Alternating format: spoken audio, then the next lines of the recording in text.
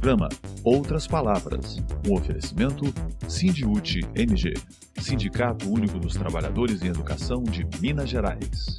Olá, veja agora.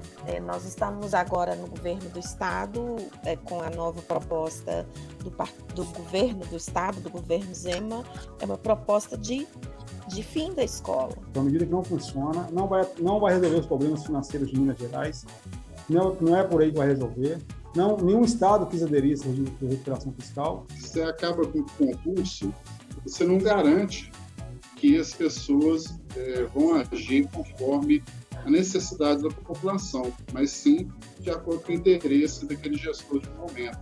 Os movimentos teriam que encarnar, os movimentos populares, que encarnar a boniteza da libertação, e lutar por ela.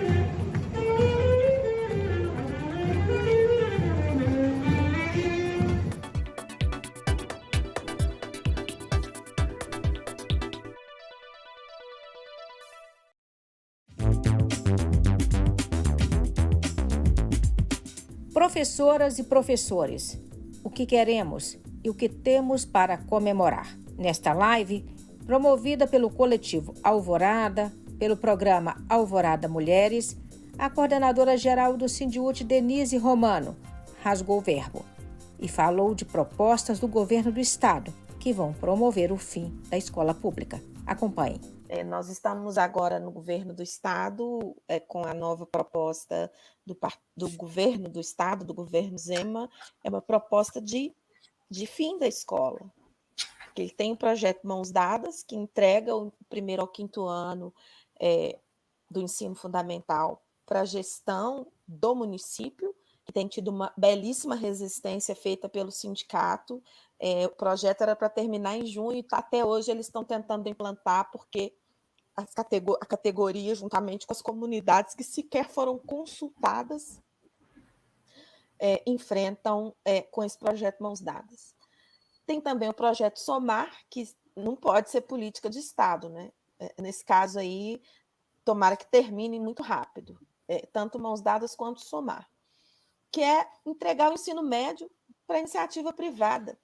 Toda a gestão da escola, contratação de profissionais, tudo. A escola de porteira fechada, com todo o recurso, com todo o patrimônio da escola, para a iniciativa privada, designados, submetidos a regras da empresa, não às regras do Estado para contratação, efetivos, remanejados, porque não vão ter vínculo, né, com a empresa privada. Então, só para dar dois exemplos de quão nefastas são as políticas de governos que desconhecem a legislação que rege a educação como direito, né? Nós temos a LDB, nós temos a lei do piso, nós temos a lei 21.710 em Minas Gerais, nós temos a Constituição do Estado, temos o Plano Estadual de Educação, e o governo pegou toda essa legislação e deixou no canto, e implementa a sua forma de privatização.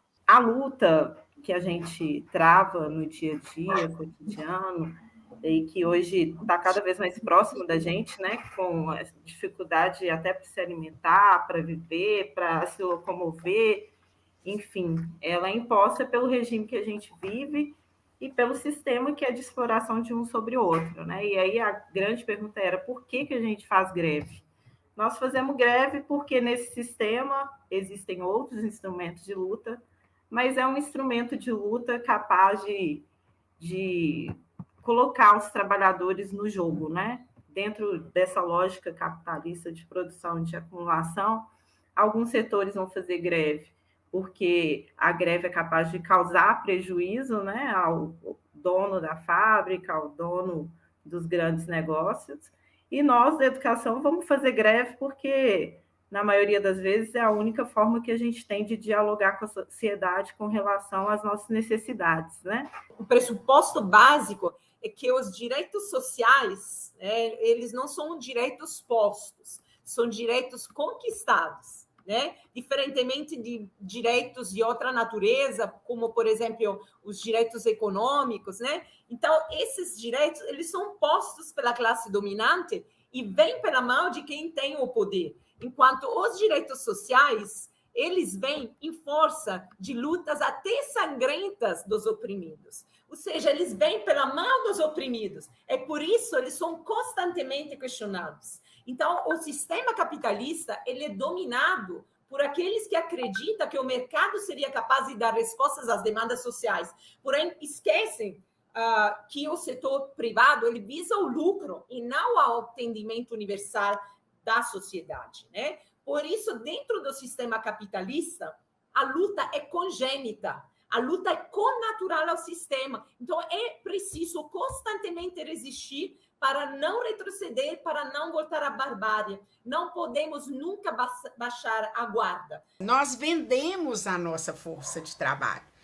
Então, nós vendemos a nossa força de trabalho intelectual, inclusive. Então, nós precisamos entender, e por isso é importante lutar. A Marisa disse exatamente isso, porque o que cai do céu é chuva, o resto é luta. O resto é só luta, a gente só conquista lutando. Ninguém nos dá nenhum direito se a gente não lutar por ele até com unhas e dentes, né? Em todos os cenários. E por que fazer greve? Exatamente por isso, porque nós vendemos a nossa força de trabalho. E quando o patrão não quer nos comprar a nossa força de trabalho adequadamente, eu cruzo os braços. Então, ele tem o capital, mas eu tenho a força de trabalho.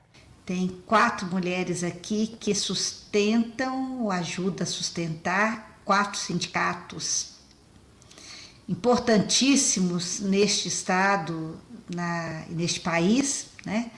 Nessa conjuntura na qual a gente se encontra. Outro dia alguém falou assim que deram o golpe contra a Dilma porque era insuportável ver como é que essa mulherada, né? E eles continuam tendo esse problema, né? Porque a mulherada, a gente continua ocupando cada vez mais espaço, queiram eles ou não queiram eles, né? Não adianta a gente ter clareza das coisas que são importantes, que a gente tem que defender, se a gente não fizer com que cada um de nós, ou a categoria, ou as pessoas em geral envolvidas, né, se comprometam com essa luta, né? E esse é o trabalho que cada uma de vocês tem levado e continuam levando, né?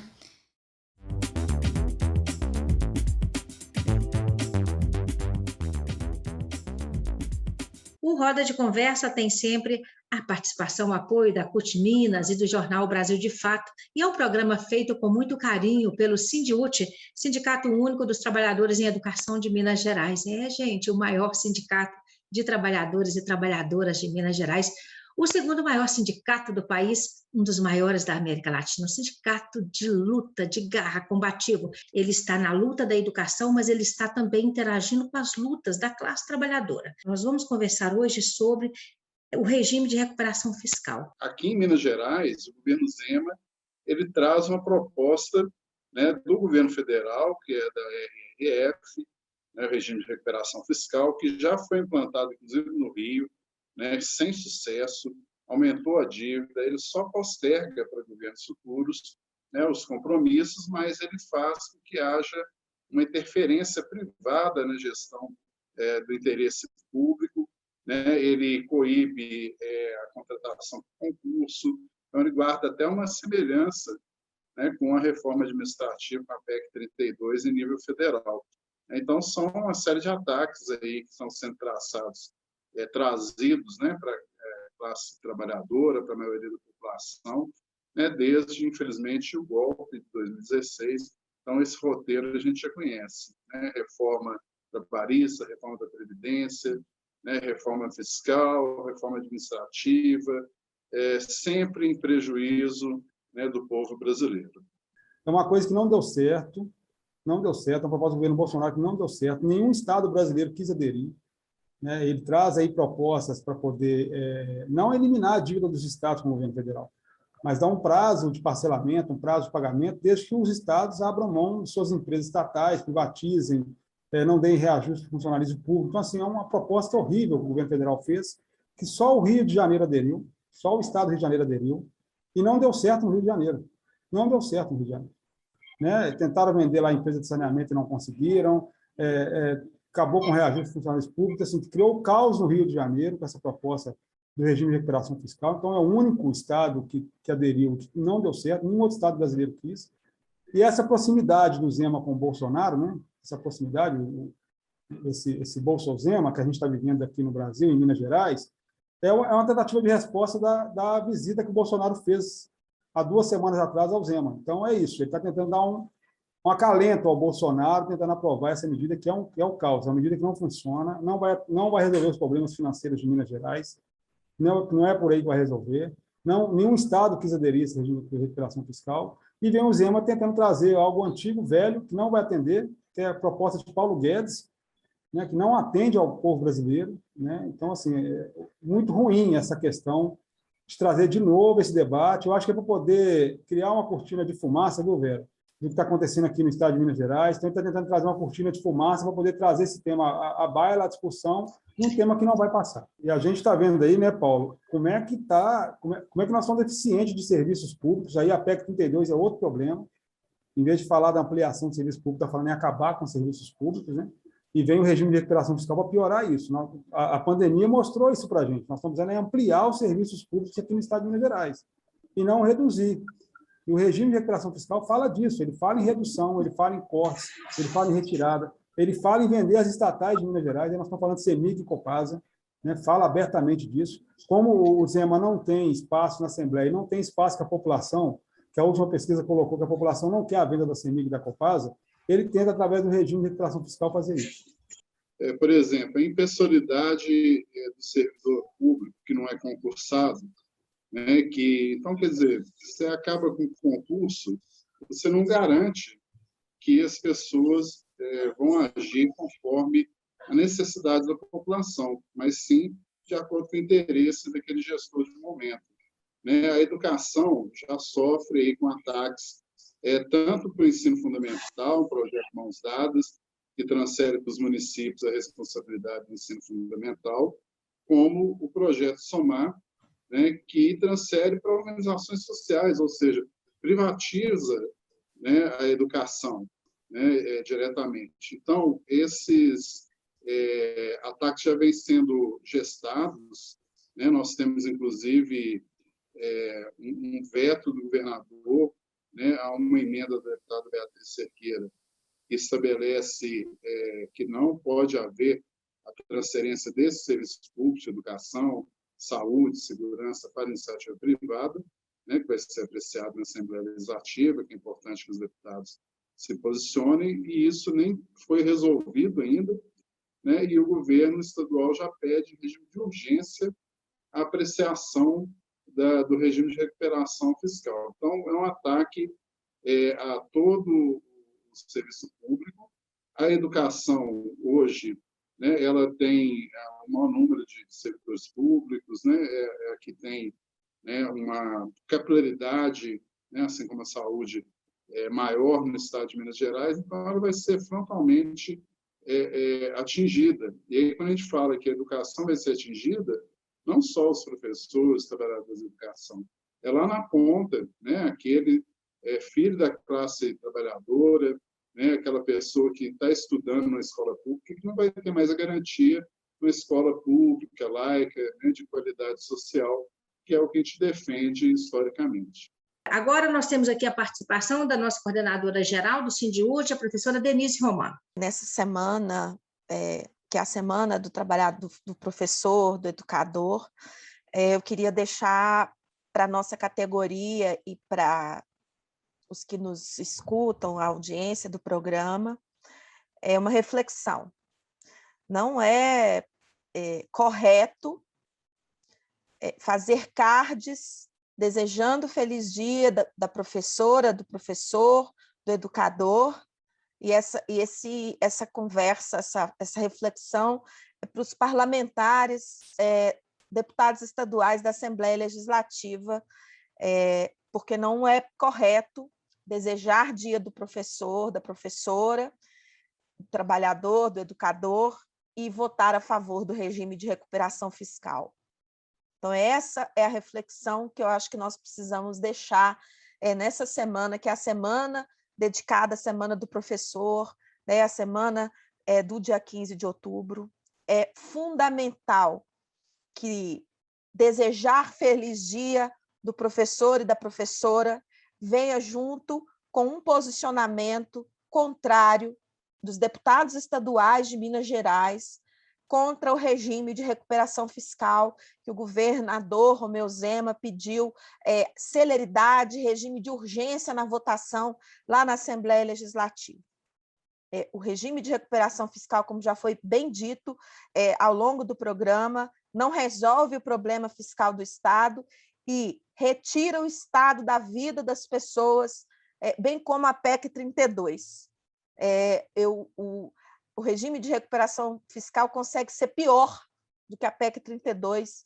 E se a PEC 32 é o fim do serviço público, o regime de recuperação fiscal é a aniquilação dos serviços públicos para a população do Estado. Então, essa é a reflexão que eu gostaria de deixar aqui para o programa, né, para a nossa audiência em todo o Estado, do programa Roda de Conversa, também do nosso programa Outras Palavras.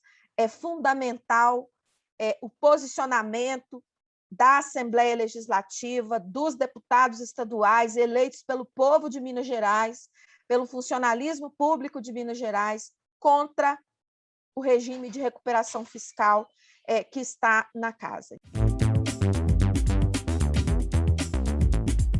A reforma administrativa não combate privilégios.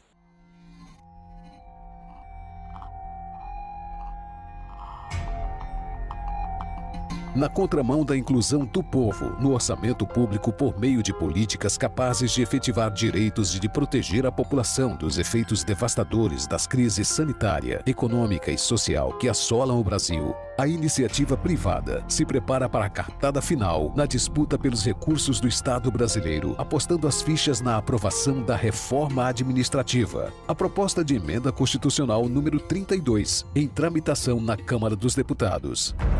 De um lado dessa disputa estão os mesmos que patrocinaram as fases anteriores desse jogo de poder. É uma elite que, em nome do lucro, apoiou sucessivos ataques aos direitos, comprometendo deliberadamente o futuro da juventude e a assistência aos trabalhadores na velhice.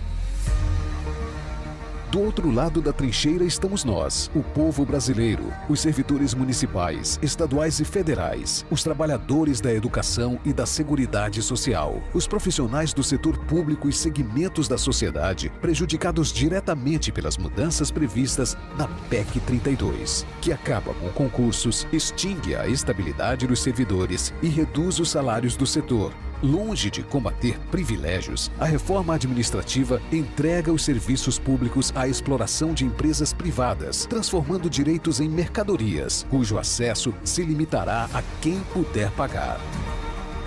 Para evitar o desmonte do Estado, salvar os serviços públicos e defender os direitos do povo brasileiro contra a sanha odiosa das elites do atraso que se apoderaram do Brasil, as 5 entidades nacionais cotistas representativas dos servidores das 3 esferas do governo, da educação e da seguridade se irmanam oficialmente contra a reforma administrativa.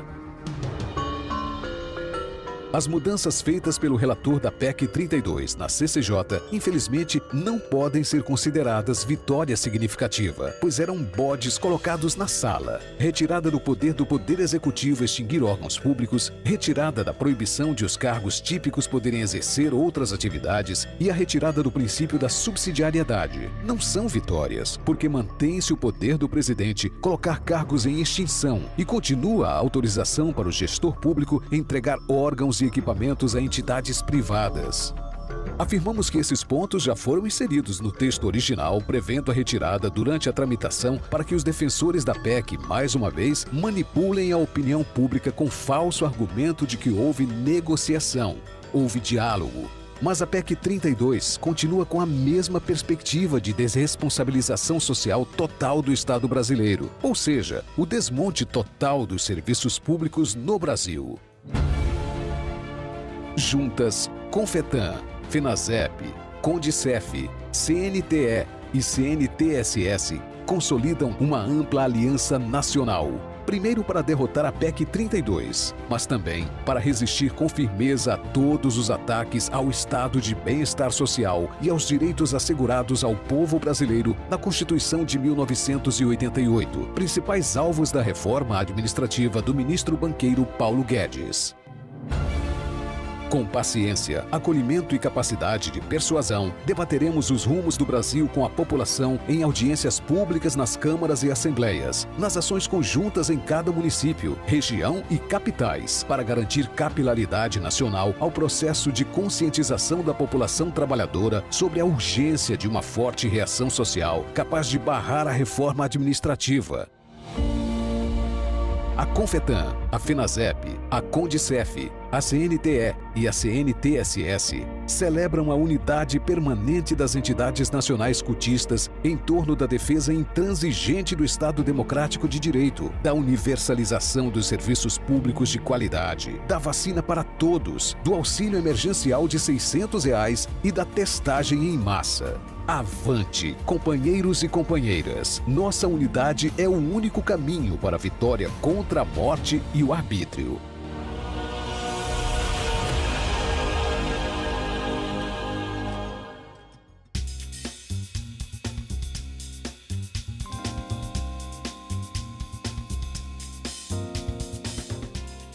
O papel dos movimentos sociais é um papel importantíssimo de natureza política, não de natureza ética, de natureza estética. Eu não afasto a boniteza de nada, entende? Quer dizer, eu acho que os movimentos têm que...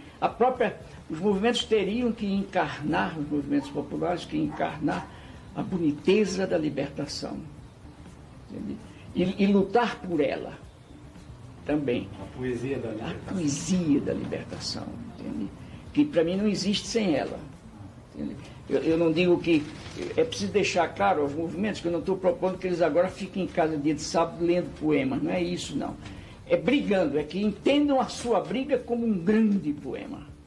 Entende? Como sonetos, entende? Como epopeias. Quer dizer, a briga é uma coisa bonita. E sendo bonita, necessariamente também é ética.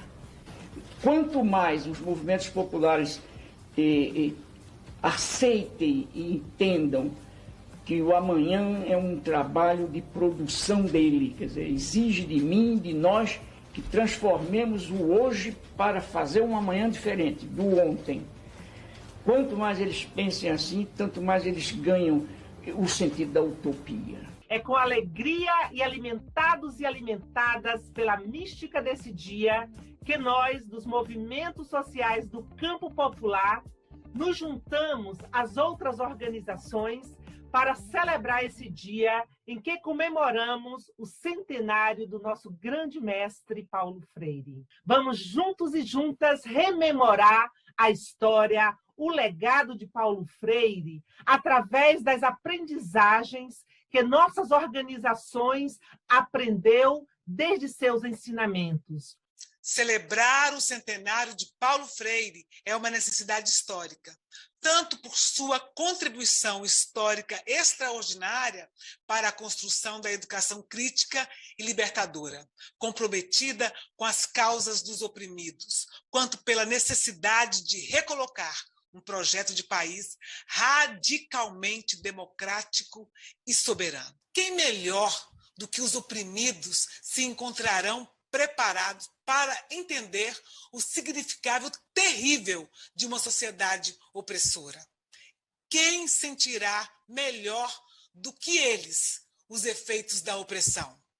Quem, mais do que eles, para ir compreendendo a necessidade da libertação? Freire, 1987. O próprio enunciado de Paulo Freire, A Pedagogia do Oprimido, tenta traduzir essa radical visão no pensar-agir educativo, reconhecendo que os homens e as mulheres fazem a história e são feitos por ela. Esse é um princípio educativo reafirmado pelos movimentos sociais. A consciência de que, ao fazerem outra sociedade, outro campo, outra história, fazem-se outros. Quanto mais radicais são essas experiências de fazer a história, mais radicais os processos de formação, de fazer-se como seres humanos. A educação em Freire é feita com o povo, com os oprimidos, com as classes populares. Daí a denominação de educação popular, que traz como concepção uma educação libertadora, que é, ao mesmo tempo, política, ética e estética, ou cheia de belezura, como Paulo gostava de se referir. Freire afirma nesta obra: se não for capaz de crer nos camponeses e camponesas, de comungar com eles e elas, será o seu trabalho, no melhor dos casos, um técnico frio, distante do povo e de seus anseios. Provavelmente um tecnicista, ou mesmo um bom reformista, nunca, porém, um educador da e para transformações radicais. Os camponeses e as camponesas têm sido a expressão do que Paulo Freire afirmou sobre o camponês que descobre que, tendo sido capaz de transformar a terra, ele é capaz também de transformar a cultura. Para nós, não é uma província histórica que fica na esquina da Avenida A com a Avenida B à espera da gente. O futuro é o próprio presente sendo mantido reacionariamente ou transformado revolucionariamente por nós. Quer dizer, o futuro somos nós que fazemos. O futuro é questão de nossa opção, de nossa opção política, de nossa opção ética, de nossa opção estética, que não se separa, e que envolve a nossa decisão no sentido de intervir no mundo.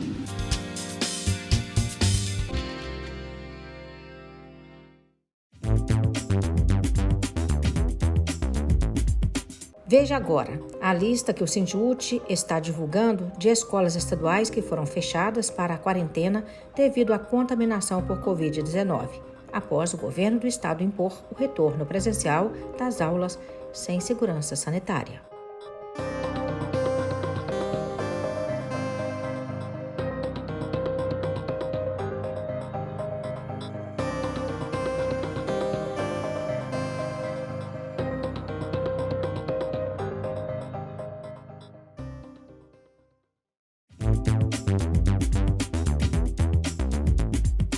Até o próximo sábado.